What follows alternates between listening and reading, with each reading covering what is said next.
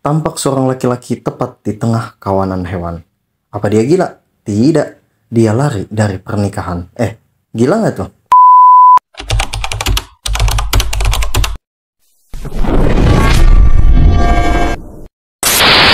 Halo sobat-sobat, siap-siap. Film Yotika bakal bantu kalian memuaskan kepuasan yang gak akan terpuaskan meski berkali-kali dipuaskan. Haiya!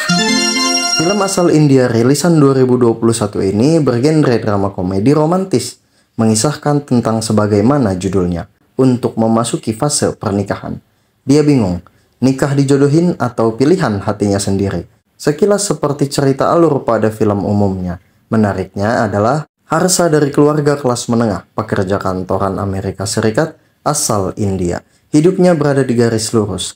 Dia bilang bakal nikah, Harsa pulang ke India. Semua udah disiapin oleh keluarga besarnya yang pada kumpul. Termasuk rumah di Amerika yang ia beli untuk rumah tangganya nanti. Kecuali satu, yaitu calon pengantin. Gimana coba? 20 hari ke depan cuti kepulangannya adalah memilih satu dari 20 calon pengantin yang dipilihkan oleh keluarganya dan langsung menikah. Ngayal dah tuh, nggak akan sendiri lagi balik ke Amerika. Sampai di bandara, temennya ngasih paket yang isinya adalah barang-barang untuk kepokem. Ia dan petugas bandara kaget, orang-orang pada ngeliatin. Rese kan temennya. Sampai di rumah, diberkati, bercengkrama dengan keluarga. Keesokan harinya mulai memilih calon pengantin selama 1 minggu. Datengin keluarga calon pertama. Harsa udah tahu semua biodata calon pengantinnya dari pihak keluarga maupun dari medsos. PDKT dilakukan dengan pertukaran tanya jawab, mempertanyakan pertentangan pilihan dalam hubungan keluarga untuk mencocokkan diri. Seperti siapa yang diprioritaskan apabila kedua keluarga datang berkunjung, film kesukaan, pengurusan anak kalau lagi sibuk, istri bekerja atau tidak, sampai keseharian yang sebaiknya dilakukan suami istri. Mengira cocok langsung mau dia, tapi keputusannya akan menyusul. Keluarga Harsa diskusi dulu. Kakaknya ngasih biodata calon kedua, namanya Birahi yang ngegas mulu. Cuma katanya ramalan mereka berdua nggak cocok. Langsung nyamper ayah si ceweknya lebih dulu. Ternyata petugas bandara yang ia temui. Foto yang dikasih sama kakaknya hilang. Ngamuk bapaknya, foto aja nggak bisa dijaga apalagi orangnya. Harsa disuruh cari sampai ketemu, baru mau lanjut ngobrol perjodohan dan temennya jadi jaminan di situ. Nggak berhasil ketemu, nyamper ke lokasi ceweknya, seorang komika yang cukup populer bernama Viba. Materinya ngomongin asmara. Konsepnya sisi kanan bagi jomblo, sisi kiri bagi pasangan. Sedangkan garis kuning adalah mereka yang sedang dilanda kebingungan. Apa yang akan terjadi apabila menikah atau tidak? Menurutnya, jomblo nganggap pernikahan adalah dambaan, sedangkan orang yang udah nikah justru nganggap kerumitan. Ia menginginkan kesetaraan dalam berhubungan. Setelah selesai, Harsa nyamperin Viba dan menceritakan masalahnya. Foto bakal dikasih kalau Harsa bisa jawab pertanyaannya. Pertanyaannya adalah, kehidupan dalam pernikahan seperti apa yang diharapkan? Jawab Harsa, istri yang baik, sehidup semati, anak, dan cinta. Semuanya salah bagi Viba. Lalu apa jawabannya? Semenjak itu, Harsa terjebak oleh kata-kata Viba dan mempertanyakan ke semua calonnya. Kebingungannya dimulai. Temennya masih jadi tawanan ayah Viba. Harsa berinisiatif nyamper ke rumahnya dan ngobrol sama ibunya. Tiba-tiba Viba teriak karena tersandung di tangga. Harsa melongo, nyenter dari bawah sampai atas. Puas. Viba ngasih fotonya dan menyuruh Harsa pergi. Rasanya mulai tumbuh. Ngintil dia kemana-mana sepanjang kesehariannya. Tapi belum berani bilang ke keluarganya maupun ke Viba itu sendiri. Dia pun belum dapat jawabannya. Fotonya udah dapet kan ya, tapi sengaja nggak mau kasih ke ayah Viba. Pengen deket terus dia sama Viba. Pemilihan calon pasangan masih terus dilanjutkan sebagai ketetapan dari keluarganya. Keluarganya diambang kebahagiaan, ia sendiri diambang kebingungan. Selain ngintil, YouTube Viba pun ia tonton. Kesesatan cinta telah merasuk jiwanya, dan ia perlu kejelasan atas lantunan pengembaraan hasratnya. Semua gara-gara untayan kata dan ramalan. Teman-temannya dari Amerika pada datang. Dia masih belum berani bilang ke keluarganya. Cuma setelah 4 kali nemuin calon, belum juga ada yang cocok. Gara-gara ini keluarganya jadi ribut. Ayahnya mutusin Gitika menjadi pilihannya. Besok jam 10 pagi bakal dilakuin acara pertunangan. Puter otak, Harsa pakai jalan pintas. Harsa ngerayu ayahnya supaya merestui hubungan mereka. Ayahnya belum memutuskan dan Harsa minta keputusannya jam 8 pagi. Pas jam 8 pagi nggak ada telepon. Pas di acara pertunangan, keluarga Gitika nggak ada yang datang. Diketahui bahwa ayah Gitika dan ayah Fiba berkawan. Keluarga Harsa menuduh ayah Fiba memprovokasi ayah Gitika supaya nggak nerima lamarannya. Karena datengin rumah orang sembarangan, malah bawa keributan, masalah ini lanjut sampai masuk ke meja hijau. Satu persatu calon pengantin berdatangan menjadi saksi untuk memberikan keterangan mengenai karakter Harsa atas apa yang ditanyakan kepada semua calonnya.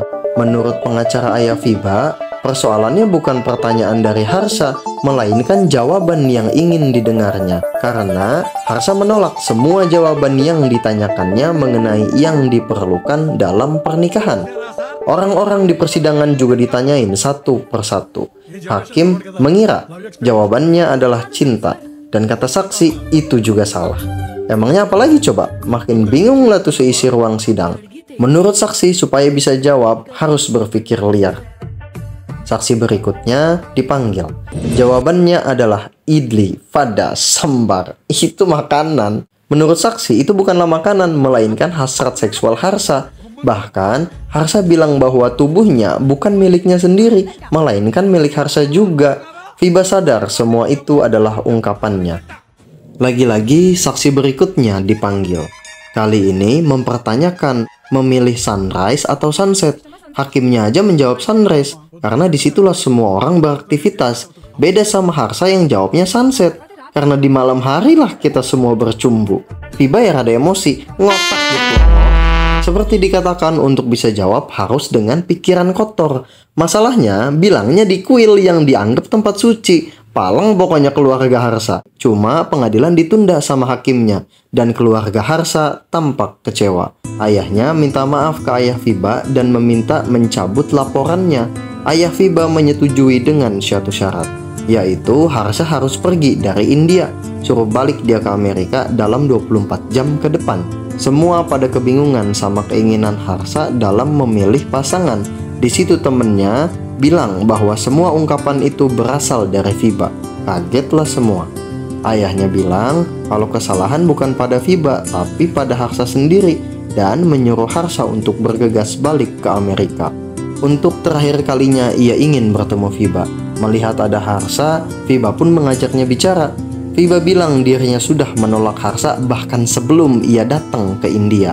Jadi ternyata Fiba juga dipaksa menikah sama ayahnya. Pilihannya udah dipilih dan terdapat Harsa sebagai salah satu pilihannya. Mengetahui bahwa Harsa akan pulang selama 20 hari untuk memilih pasangan dan langsung menikah, tanpa pikir panjang Fiba enggan memilih Harsa.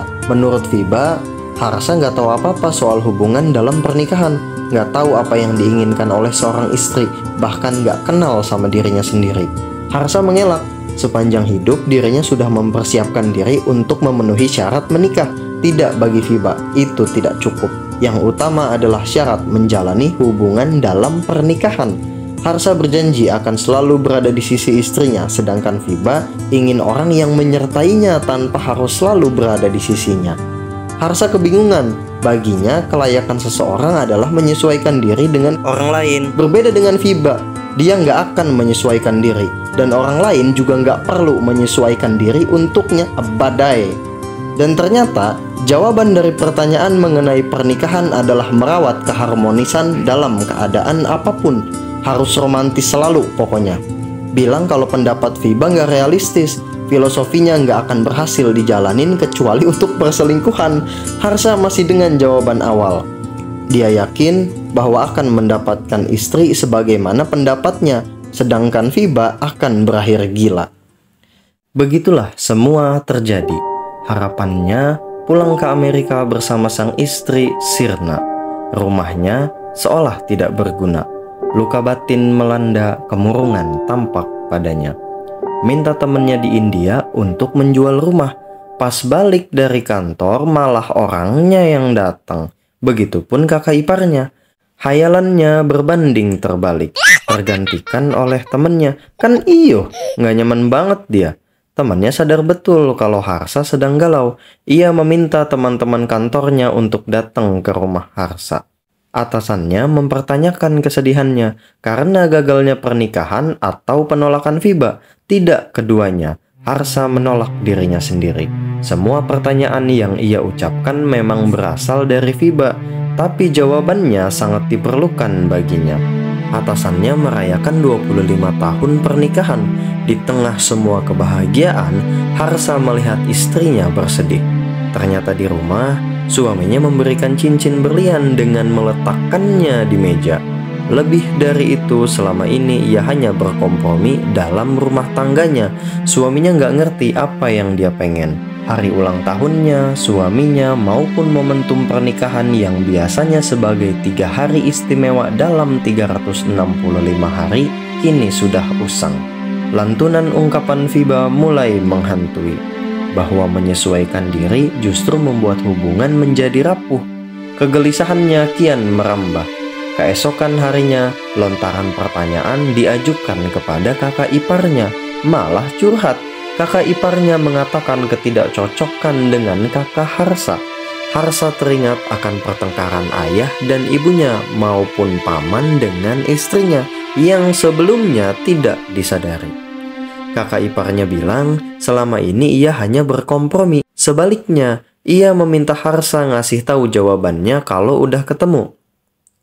Lagi-lagi, lantunan ungkapan Fiba muncul mengenai syarat menjalani hubungan pernikahan, mendesakkan tuntutan kepastian jawaban. Saat itulah ia bertekad mencarinya, membenarkan semua ungkapan Fiba tentangnya. YouTube Fiba terus ia tonton. Kebiasaan kemapanannya berangsur berubah menjadi kegilaan. Ia jauh lebih hidup. Mungkin itulah cinta. Menjalani hari seperti biasanya dan semua hanya tertuju pada Fiba seorang. 1 tahun berlalu. Di kantor, mitra kerja perusahaannya yang sedang dalam urusan bisnis suka padanya pada pandangan pertama. Tanpa tahu apa-apa, keesokan harinya ia mendapat telepon dari kakaknya kalau keluarganya Mega datang melamar ke rumahnya. Harsa diminta pulang H-2 pernikahan. Bergegas pulang ke India, bukan H-2 tapi H-10. Bukan pulang ke rumah tapi ke rumah Fiba. Sayangnya Fiba tidak ada. Ibunya bercerita, alasan ayahnya mencabut laporan kasus gara-gara Fiba ngaku ke ayahnya kalau semua pertanyaan yang diajukan Harsa ke semua calon pasangannya adalah pertanyaannya. Paksaan ayahnya untuk menikah membuatnya tak sanggup lagi. Fiba jadi sering murung, memutuskan kabur dari rumah dan nginep di rumah temennya. Fiba bersikukuh pada pendapatnya sendiri. Terkesima mendengar Harsa menemui Fiba. Ia mulai menulis di buku catatannya. Fiba sama sekali nggak tahu penulis yang ngajaknya bertemu. Kali ini Harsa mendekatinya tanpa menunjukkan diri, membenarkan ungkapan Fiba bahwa berpasangan harus saling menyertai tanpa perlu selalu di sisi. Menyamar sebagai tukang ojek mengantar kemanapun Fiba pergi. Melihat ada tulisan baru, ia semakin heran. Keesokan harinya tiba-tiba ada yang nelepon dan ngajak nonton bioskop. Mengira cowok di sebelahnya adalah orangnya, ternyata salah. Bergegas keluar ruangan, cowok di sebelahnya memegang perut Fiba. Harsa datang menolong, Fiba terlambat mengejarnya. Diantar pulang dengan wajah yang murung. Harsa ngechat, bilang makasih, kenapa? Dia keluar rumah tapi nggak ada orang. Fiba nelepon marah-marah, bilang nggak akan nikah lah, nggak mau digangguin lah. Masuk lagi ke rumah, ibunya ngechat supaya besok datang ke kuil. Lagi-lagi itu ulah Harsa. Tepat saat itu ia melihat Mega, keluarganya, bahkan ayah Fiba. Harsa langsung ngumpet. Tanpa sengaja, ayah Fiba berpapasan dengan keluarga Harsa. Sempat cekcok mengingat masa lalu, tapi ayah Harsa meminta Mega memberikan undangan pernikahannya. Beranjak pulang, Harsa memberikan balon bertuliskan harapan. Ia mengerti Fiba yang tengah kebingungan untuk menikah atau berakhir sendirian. Sesampainya di rumah, balon menggantung bersama gambar yang mengajak Harsa ketemu. Mereka bertemu, tapi Fiba enggan bertatap wajah. Jadinya malah curhat bahwa semua pendapatnya selama ini bermula dari ayahnya yang pernah selingkuh. Tanpa mendapat jawaban mengenai alasan ayahnya tetap mempertahankan hubungan dengan ibunya, ia ditinggalkan begitu saja. Semenjak itu, Fiba bukan takut dengan perceraian, melainkan hubungan yang berlangsung gak harmonis. Selanjutnya, setelah Harsa pulang ke Amerika, Fiba sempat punya pacar, tapi ternyata udah punya istri. Dari situ ia menjadi sangat pesimis atas semua ungkapannya. Begitulah Harsa tahu di balik lelucon komedinya tersimpan luka mendalam. Ia bergegas pergi dan mengingatkan Fiba untuk selalu yakin bersama harapan dalam menghadapi segala kemungkinan kenyataan. Karena itu, Fiba dilanda kegalauan, menyusuri kota dengan berjalan kaki. Ketika mau pulang, ketemu mantannya yang maksa balikan. Untung masih berhasil kabur. Sampai di depan rumah, ia ambil balon yang tergantung. Ketakutan menyelimutinya, Harsa menenangkannya hingga tertidur lelap. Keesokan harinya, Fiba kaget kalau ada mantannya di depannya dengan keadaan bonyok. Ternyata abis dipukulin Harsa. Balon semalam masih digenggam erat. Secercah harapan perlahan menerang. Fiba mulai menyadari bahwa ada seseorang yang selalu menyertainya tanpa selalu berada di sisinya. Kini ia kembali pulang ke rumah. Rentang jarak di antara mereka kian tersingkir. Waktu yang singkat penuh dengan romansa asmara. Main petak umpet selesai. Mereka berencana untuk saling bertatap wajah. Sayangnya bukan Fiba yang datang, tapi keluarganya maupun ayah Fiba itu sendiri. Ayah Fiba melihat mereka bersama. Fiba yang telah bersiap untuk berjumpa harus dikejutkan dengan undangan pernikahan Harsa. Di situ ia tahu setelah 1 minggu, orang misterius itu adalah Harsa. Pengelakan Harsa sama sekali tidak diterima.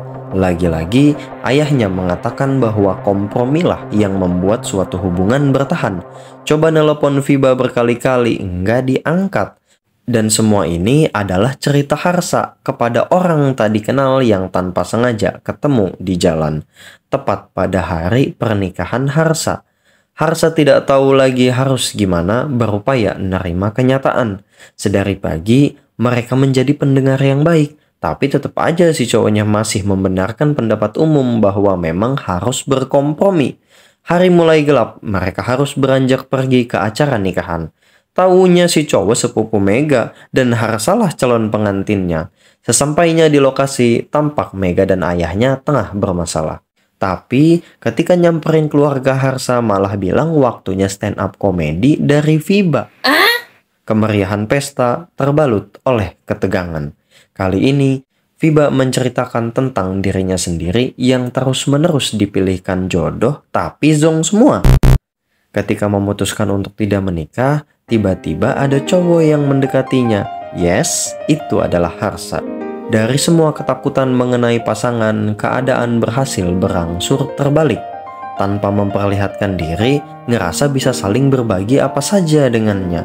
Ia mampu menunjukkan bagaimana kehidupan pernikahan berlangsung. Saat itulah ayahnya memberi kabar bahwa Harsa bakal nikah. Air mata berlinang bukan karena ditipu, melainkan takjub bahwa selama seminggu Harsa berjuang sendiri untuk mendapat restu. Ia sangat heran, Harsa kembali lagi setelah apa yang dikatakannya sejak lama, bahkan ketika mau nikah sekalipun. Pengen banget memeluknya, tapi nggak tahu apa itu bisa, dan bergegas pergi. Fiba bercerita tanpa menyebut nama, yang tahu-tahu aja. Ketika Harsa mau ngejar, ayahnya nyetop, menyuruhnya minta maaf ke Mega. Mega maafin, dan ternyata mereka berdua udah ketemu sebelum pernikahan. Di situ Harsa terang-terangan mengungkapkan semua yang dikatakan Fiba. Menurutnya, Fiba mengerti bagaimana menjalani hubungan. Akhirnya dia minta persetujuan keluarga. Ibunya lah yang membenarkan tindakannya dan menyuruhnya menemui Fiba. Fiba yang tengah bersedih di luar acara, Harsa mendatanginya. Secara perlahan memeluknya dengan kelembutan. Katanya, ibunya menyuruh untuk memeluk dan menjemput Fiba. Selanjutnya ia mengatakan keinginannya bersama Fiba, sebagaimana Fiba ungkapkan dalam materi stand up yang Harsa tonton melalui YouTube ketika di Amerika. Udahlah meleot pokoknya. Langsung Fiba ngajak nikah. Keinginannya tercapai untuk kembali ke Amerika bersama pasangannya. Dan itu adalah Fiba. Tapi malah ada cowok yang duduk di sebelah Harsa. Ia menghindari istrinya. Taunya dia emang sengaja pesan kursi secara terpisah. Harsalah yang salah memesan tiket. Padahal ini bulan madu pertamanya. Masih aja apes. Fiba coba menenangkan dan membuatnya menjadi kenangan indah. Dengan jarak 18 inci di antara mereka, di ketinggian 35.000 kaki, 16 jam waktu tempuh, setidaknya Harsa membuat Fiba tersipu selama 17 kali, tertawa bersama 34 kali. Semua dilakukan dengan pikiran kotor yang romantis selama perjalanan. Selanjutnya, karena udah habis sebat, kita sudahi dulu. Entar kita lanjut lagi di edisi selanjutnya. Oke, sampai jumpa lagi. Bye-bye.